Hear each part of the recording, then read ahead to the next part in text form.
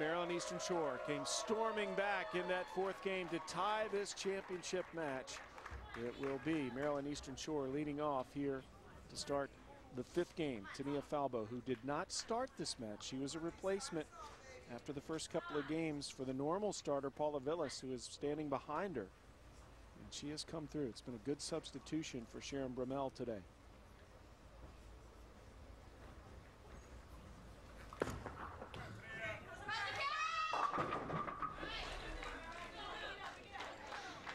Well, she's only struck once since she took over for Paula, but she hasn't opened yet. So she's not getting her team into any trouble.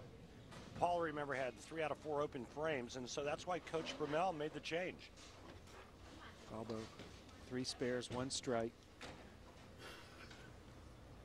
Just a sophomore.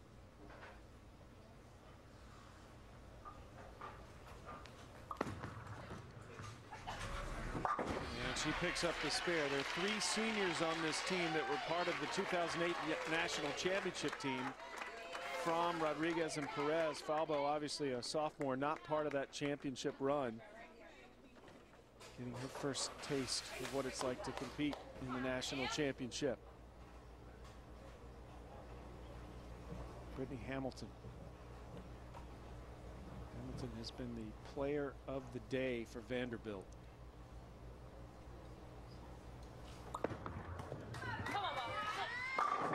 And picks up where she left off. Only once has she not struck today. Yeah, she's been spectacular all day long. Just right at the second arrow. And boy, we've seen her throw shot after shot that looks just like that. She had 7 strikes in a row before a 9 spare in her last roll. And now back to business, rolling strikes. Look at that day for Hamilton. What a national championship she's having. To bring your absolute best when it is needed most. Martha Perez strikes for the Lady Hawks. I'll tell you what, Sam, Martha Perez has been pretty good today as well. I mean, rock solid. She goes spare, 3 in a row, spare, and then another 3 in a row. I mean, she's been really good today. Perez, second team All-American, first of the South Americans to come into this program, and she's recruited all the others to come here. In fact, next year another Colombian will be coming, as well as a young lady from Mexico.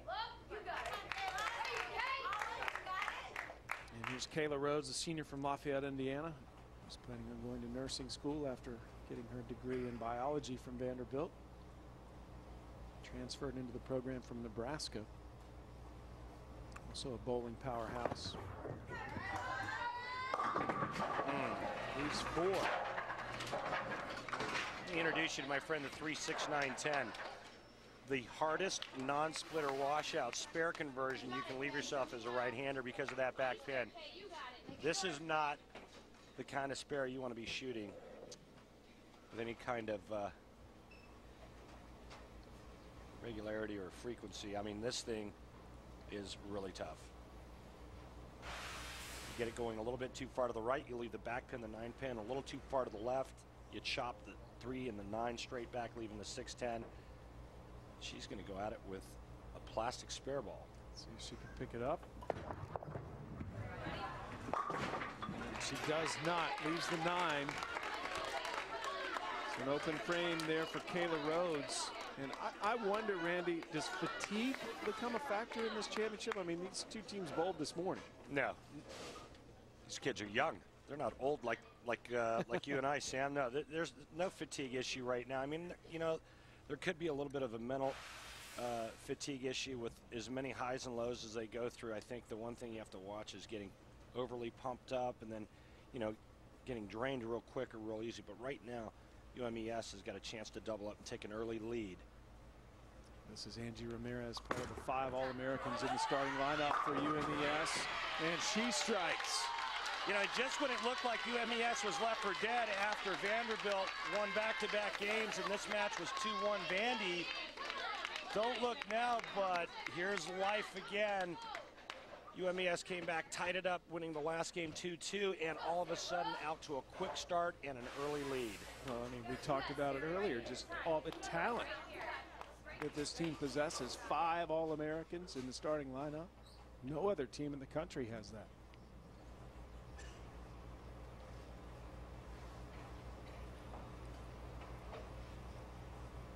Sarah O'Brien. She's managed to bowl this entire championship despite a degenerative hip problem, and she's still bowling strong. Missed all of the fall. Will have surgery in another month on the other hip. She's looking strong. Well, take away Brittany Hamilton and your second MVP goes to her.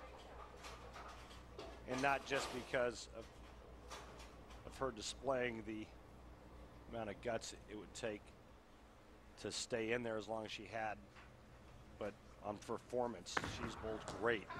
Christina Fromm, the other lefty, leaves the 9-pin. Fromm, part of that national championship team in 2008. An excellent student, has just under a 4.0 in accounting. Back-to-back shots for her where she's had approach issues. The last time on the right lane, she was able to get away with it and strike. This time just goes a little bit high, leaving a 6-pin, but man, they had a really good chance of extending that lead, working on a double. She'll be looking for the spare instead. Fromm won the Elite 88 award for bowling at this year's championship. That's the award the NCAA gives to the highest GPA at the NCAA championship. They do it in other sports as well.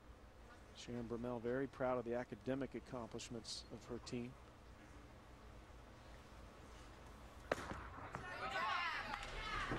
And the accounting major doesn't need that degree to know how to pick that one up. Straightforward. She needs to get a handle, though, on that approach issue she's had the last couple shots.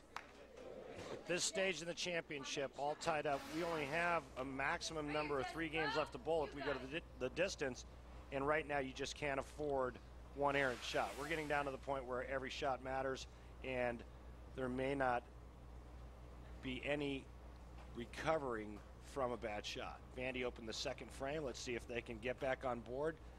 Sister, the assistant coach, looking at Jessica going, come on, let's make up for the open frame and double up. Jess Ernest with the strike.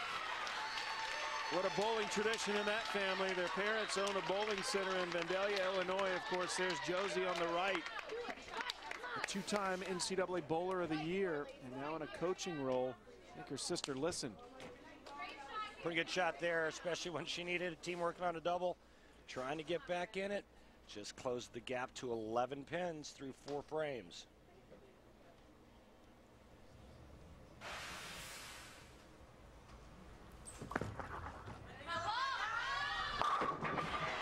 Rodriguez, the anchor, with a strike. Pretty good when you have the greatest bowler on the planet at the collegiate level as the anchor bowler on your team, huh? A 4-time All-American in this year's National Bowler of the Year. Wants to be a professional from Columbia. One of 3 Columbians in the starting lineup.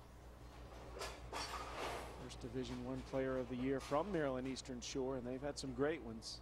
Averaged over 210 this season. Anchor for Vanderbilt, Sam Hesley.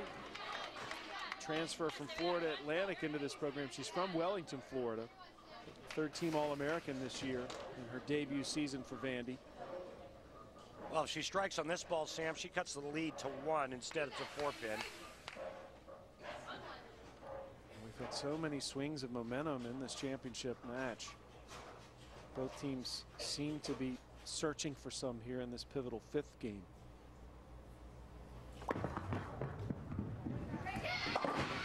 Picked up by Hesley. So Maryland Eastern Shore leading halfway through this 5th game by 12 pins. The overall match in the national championship tied at 2. You got to win 4 games to take home the trophy.